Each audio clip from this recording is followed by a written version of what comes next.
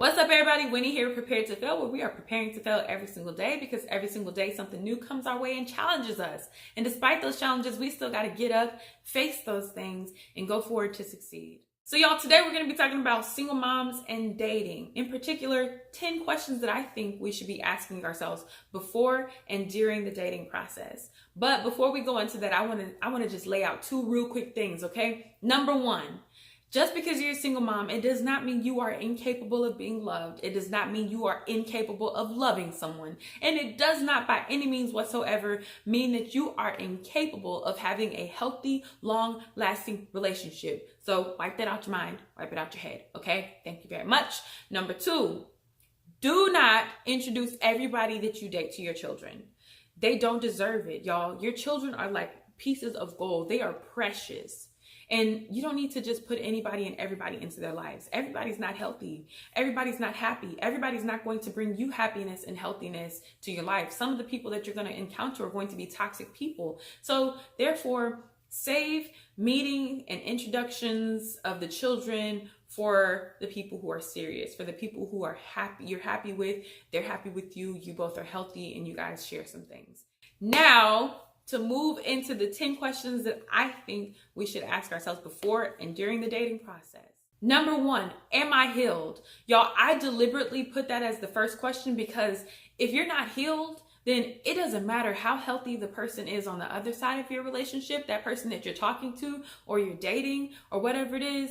If you're not healed, you're going to mess some stuff up. You're still going to have these gaping holes. You're still going to be holding on to these negative, toxic things that are going to create a toxic environment, even for a man who's good for you, a man who has really, really promising potential for your future.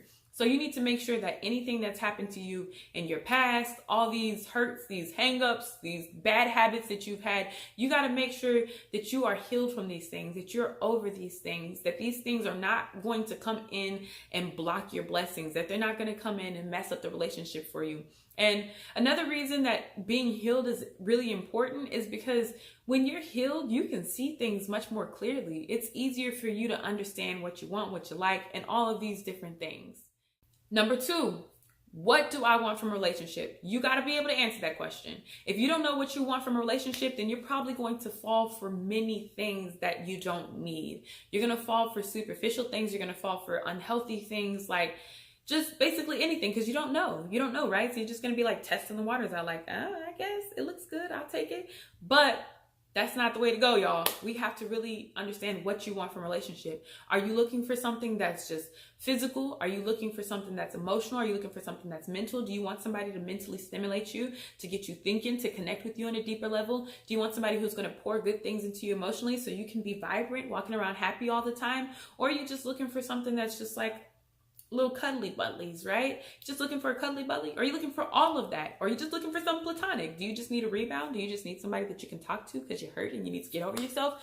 Know these things, because when you know these things, it will make it so much easier for you to have a good, solid relationship. Like, at least it'll make the start of that really good. Number three, have I set my boundaries? This is important, y'all. We got to understand, like, have we set our boundaries? Have we put those limits out there? Like, this is what I'm willing to deal with. This is what I'm not willing to deal with by any means whatsoever. This is something that I might be a little, forgiving on, depending on the nature, the dynamics behind it, et cetera, et cetera, et cetera. We got to know, like, if we set our boundaries already. Because if we haven't set our boundaries before we get into a relationship with somebody, then if we get into a relationship with the wrong person, they're going to push them.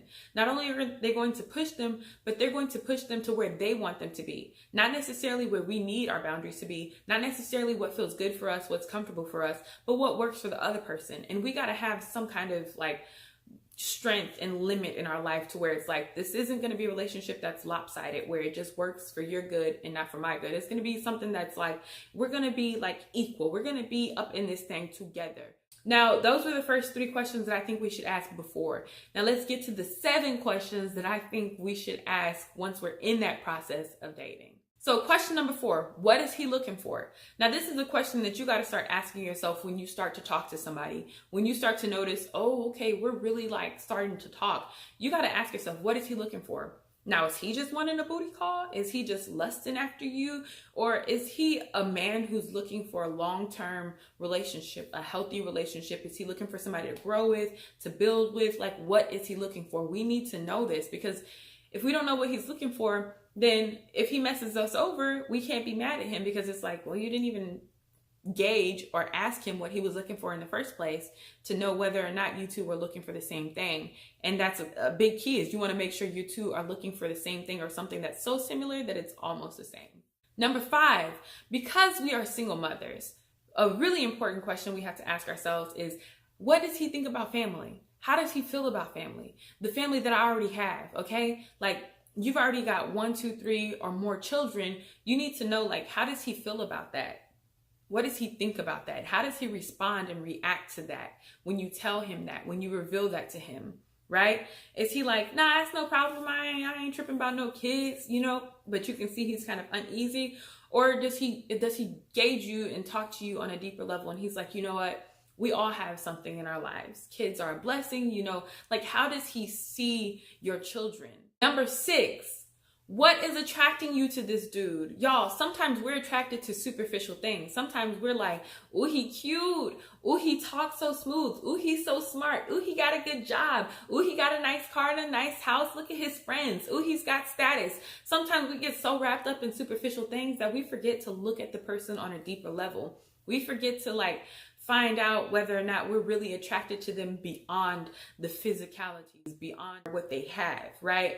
So we've got to ask ourselves, what is attracting me to this person? Is it something that's healthy? Is it something that's unhealthy? Am I attracted to, like, you know, how they can handle me, which is like really key word for disrespect me in a mood when I'm in a mood, right? Like, not totally be respectful to me.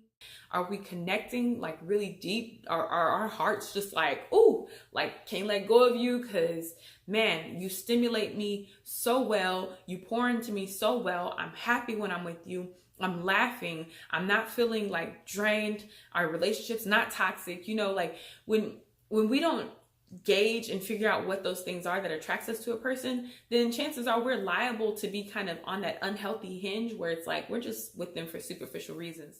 7.